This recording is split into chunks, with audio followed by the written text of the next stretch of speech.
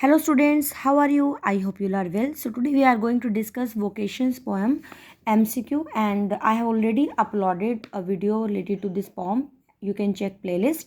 So today we are going to start with the MCQs only.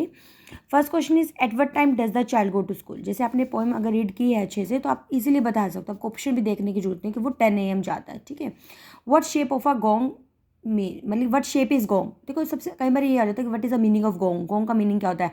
Gong का meaning होता है जैसे bell होती है ना, तो लेकिन यहाँ पे शेप कैसी है, बेल कैसी, अगर आपको पता है बेल बेल आपको पता है ना सर्कुलर होते हैं, जैसे मंदिर वगैरह में होते हैं ना, तो सर्कुलर शेप में आ जाएगा। There is nothing to hurry on, there is no road he must take, no place he must go, no time when he must come home. Why is the poet likely mention this detail? He is sad about the hawker life. There is the there are things he is forced to do. There are sights he sees on the road every day, and he is surprised by the hawker lack of discipline. देखो मतलब कि क्या है कि there are things he is force to do, कि कुछ चीज़ ऐसे कि वो फोर्स की जाती है कि उसको करनी ही पड़ती है, मतलब कि बाउंडेशन नहीं है ना उसके ऊपर। ठीक है, तो इसका बी ऑप्शन आ जाएगा इसका। Why does the poet wish to be the hawker, hawker क्यों बना जाता है? So that he could spend more time on the street, so that he could meet new people every day, so that he could own the crystal bangle, so that he could live as he please. बिल्कुल ठीक है, पूरी poem यही है कि वो होकर बनना चाहता है या वॉचमैन बनना चाहता है। ठीक है, वो इसलिए बनना चाहता है क्योंकि उसको लाइफ में वही करना है जिसको करके उसे खुशी मिले। According to the child the hawker leads to, hawker कैसी लाइफ मतलब कि जीता है? Relax life, unhappy life, stressful life, religious life. तो तीनों लाइफ में से रिलैक्स लाइफ है तो रिलैक्स लाइफ ही हो जाएगा। तीनों लाइफ का तो कोई लॉजिक ही नहीं बनता ना इस पोएम के according. Spade is use by, spade कौन यूज़ करा? गार्डनर यूज़ करा, क्योंकि देखो स्पेड वॉचमैन तो यूज़ नहीं करेगा, होकर भी नहीं करेगा। ठीक है, तो गार्डनर ही करेगा, नेचुरल सी बात है। He soils his clothes with dust, he soils his cloth, मतलब कि इसके जो क्लोथ्स है डस्ट से क्या हो जाता है? डर्टीज होता है, डैमेज होता है, क्लीन्स होता है, ड्राइज होता है। डर्टी होंगे, गंदे ही होंगे ना, तो डर्टी आ जाएगा इसका। I wish I were a gardener digging away at the garden with nobody to stop me from digging, what is the poet likely feeling the lines above.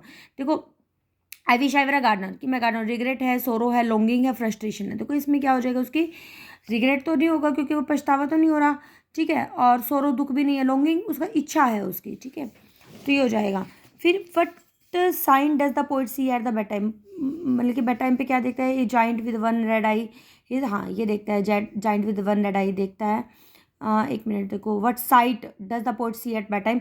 He neighbour open window, he the watchman walking in the late. ठीक है, वैसे तो इसका ये भी आ सकता है क्योंकि ये जॉइंट विद वन रेड आई, लेकिन इससे बेटर देखो ऑप्शन ये भी है, ये आ जाएगा the watchman walking in the lane आ जाएगा इसका आंसर। ठीक है, विच वन ऑफ दीज, अगर मान लो ये ऑप्शन ना दिया हो ना तो ये भी ठीक है इसका, जॉइंट विद वन रेड आई, क्योंकि वो देखता है ना उसमें, लेकिन ये ठीक रहेगा इसका the watchman walking in the लेन, क्योंकि इसमें दिया भी हुआ है।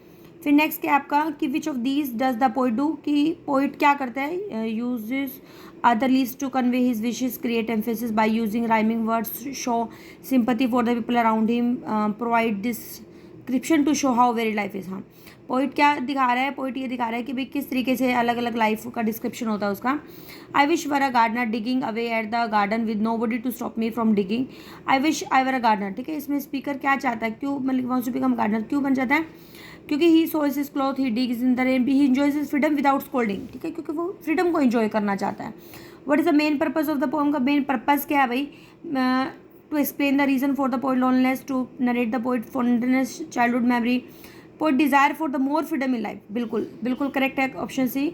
ठीक है, पूरे पोएम का पर्पज ही यही है कि पोइट की जो डिज़ायर है फ्रीडम, उसकी लाइफ में उसको फ्रीडम चाहिए, तो ये उसका पर्पज़ है। तो जैसे आपके पास स्टेंजा आता है ना एग्जाम में, तो उसमें कुछ इस टाइप के क्वेश्चंस आते हैं आपके पास, तो इससे थोड़ा सा और क्लैरिटी हो जाती है जब आप ये सब डिस्कस कर लेते हो। अगर वैसे पोएम भी अगर अच्छे से रीड करी है, समरी करी हुई है, तो इजीली बच्चा कर लेता है, लेकिन फिर भी क्वेश्चन का पैटर्न मिल जाए तो बहुत और भी अच्छा रहता है। तो मिलते हैं एक नई वीडियो में एक नए कंटेंट के साथ।